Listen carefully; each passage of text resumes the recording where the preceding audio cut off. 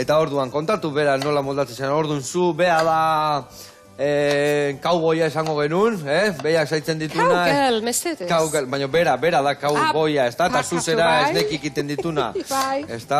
Bai, eski egon zen saltzen ez nik guzti industriari eta momento batean erabaki zuen gaztaindegi bat egitera eta nik sartu nintzen proiektuan.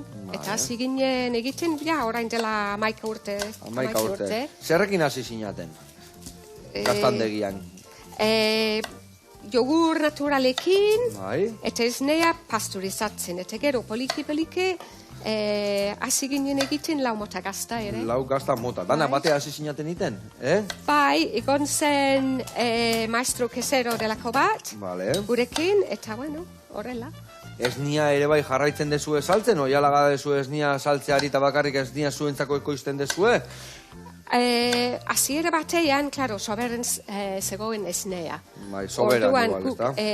Saldu genion parkatu Karantzan dagoen kooperatiba bati.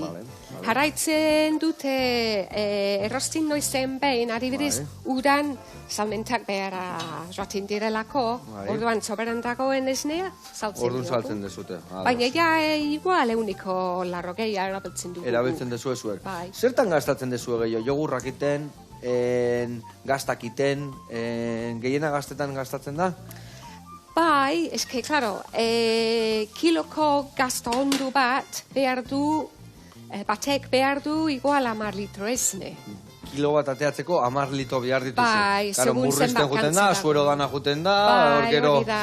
Baina esne litro bat da, esne litro bat. Bota honean, bota bestara, bai. Orduan, klaro, esne gehiago erautzen da. Eta gero gazta ondua egiten dugunean, anegon alda. Ez da berrezkoa saltzeko momento... Ez da txarra jartzen segituan, edo bere, bai, kaduzia luzatzen dira, eta orduan salmentarako beto da, ez da? Urte bateko alda. Urte bateko, Beste gaztak, bat igual 3 hilabete, beste bat 4, baina... Mugitu behar da, azkar jogurt eta esnea batez ere.